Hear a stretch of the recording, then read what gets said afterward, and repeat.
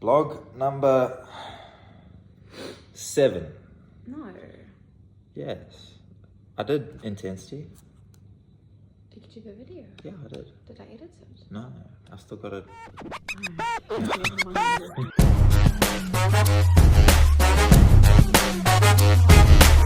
Blog number 7.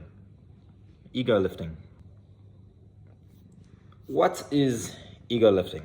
So, if you've ever seen people in the gym going for a 1 rep max or putting an astounding amount of weight onto, say, a leg press or a squat bar or a deadlift bar, and then them trying as hard as they can to move the weight however means possible, without any form, technique, without any safety measures, sometimes without any equipment, and their backgrounds or their knees cave in, or lots of little things that can cause injury happen but obviously don't, and they get the rep up.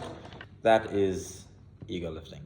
It's basically doing a weight that you know that your body cannot handle with shit form, shit technique, and just doing it so that you can, 1, get a video, 2, look good in front of the entire gym who actually don't care whether you're lifting 10 kgs or 500 kgs. Even if you don't get the weight up, just the notion of trying to pick it up even knowing you can't pick it up properly is ego lifting. So whether you get the rep or not doesn't really matter.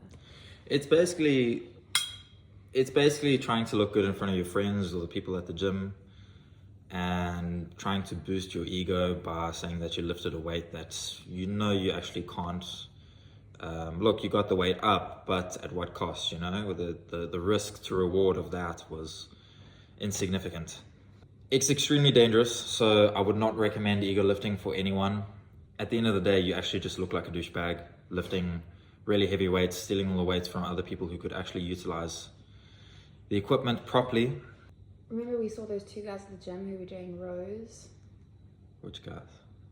The guy wasn't able to row it at all, and his friend was basically like just pushing it. Oh yes, that's also ego lifting. If you're lifting a weight or multiple weights on plate loaded machines and you're not actually able to do the rep, and the person that's helping you or spotting you or doing forced reps with you is doing most of the work, what is the point of adding the weights to the machine or to the bar if you know you cannot control it? Not impressive at all. It's more impressive if you do less weights with controlled reps and better form.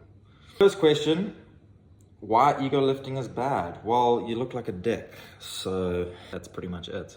Ego lifting basically increases the risk of you getting injured because you're lifting weights, again, like I say, that you cannot handle and you shouldn't be handling because you haven't actually built up the musculature for that weight. Building muscle and building strength is like leveling up in a video game. You need to earn that strength, you need to earn that muscle in order to move the heavier weights. In order to get to a higher level, you need to start from the bottom, work your way up on each level, and then build up from there. Can ego lifting be good? In a way, yes. It can be good because, look, there's different types of training that can adapt your body to perform better or to be able to lift a weight under bad form or bad technique, which will in turn, when you have good technique, if, say for instance, when you're doing a deadlift and your technique is good, but you're lifting a weight so heavy in competition that your form will go out a little bit, if you practice doing bad form with slightly heavier weights, it actually benefits you more because your body is used to being in that bad technique position. So if your back is right, I'm not saying that your lumbar spine is meant to bend, but if you train your lumbar spine to be bent under load and you're doing it safely, it can actually benefit you because remember, at the end of the day, your body is meant to move. Your spine is meant to arch, your muscles are meant to contract and extend. Yeah, I'd say it can be good in a way, but Don't do it to a point where now you're screaming and shouting and you look like a douchebag in the gym and you're taking all the weights and you're making everyone feel awkward and uncomfortable, and it's just not a good look. Don't be a dick. Is ego lifting good for strength?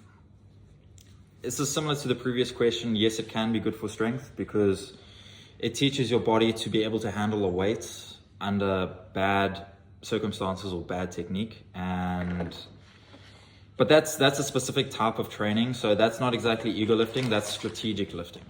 Ego lifting is more so putting on weights that you know you can't handle. Again, I've repeated this. Just do a hold. Yeah. If you want to get used to the weight. Exactly. Without hurting yourself. Yeah, doing a static hold, so getting your CNS used to lifting or holding up an extremely heavy weight that you're not actually used to. It's more beneficial than you actually trying to do the rep and possibly tearing something, you know. I showed it in one of my videos, my 220 kg bench press hold. I didn't bench it, I just held it there. So it trains your wrist joints, your elbow joints, your shoulder joints to actually be able to handle that amount of pressure being put on it from the weight. When you go back down to your lighter sets that you actually can do a full bench press with, the full range of motion, it'll be a lot easier because now you're used to holding the heavier weights up and your CNS is primed for those heavier weights. So that'll probably be in another video though. So I'll explain more about static holds and tension on joints and tonnage. Is powerlifting considered ego lifting? This is a personal question that I asked and I did a little bit of research on. Look, powerlifters have egos because they have every right to have egos because they lift heavy weights. But at the same time, it's not ego lifting. This is because powerlifters stick to a program most of the time, not all of the time. Powerlifters like to stick to a program so that their linear progression goes from here, point A, to point B at the end where they are eventually stronger.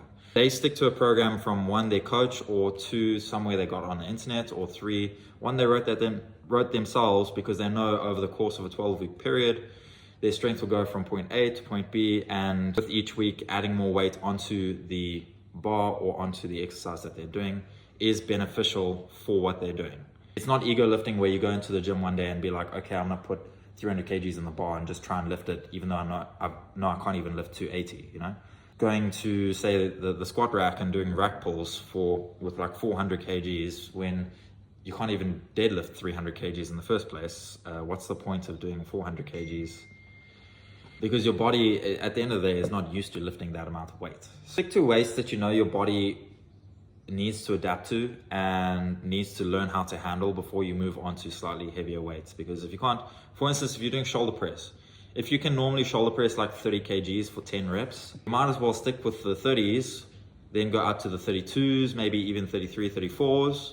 Get used to those slightly heavier weights, so slight weight incremental increases, and then eventually build up over the course of a couple of weeks to the 40 kgs, where then you'll be able to do 40 kgs for like 10 reps, even just 1 rep if you weren't able to before. In conclusion, ego lifting, you look like a douchebag, just don't do it. You'll probably end up on one of those funny fails, lifting fails on YouTube or on TikTok or Instagram, and look, you'll get a lot of views because people comment on those videos, but train properly, train safely, build muscle, gain strength, that's it. It for this video, quite a short one again. I think I'm getting better at talking to the camera. If you guys are interested, go check out www.heavymethallifting.co.za. We've got merchandise, we've got clothing, we've got apparel. That's the same thing. We've got bottles, accessories, hats. We came out with a new anime range the other day. Why don't you guys go take a look at it? We got the oversized hoodies, women's gear, women's leggings. Take a look, guys. It's really cool. It's really good quality. I've been wearing it non-stop. Obviously, I'm not wearing it now, but to the gym and that, I've been wearing it non-stop and it looks freaking amazing. So I hope you guys enjoy the whole range that we have. We are obviously going to come out with new stuff, so be prepared for that. If you guys are looking for programs, there's obviously programs on there. There's chat so you can communicate with people, ask questions. We'd like to build up the heavy metal community with all of you. Anyways, I'll see you in the next video. Yes.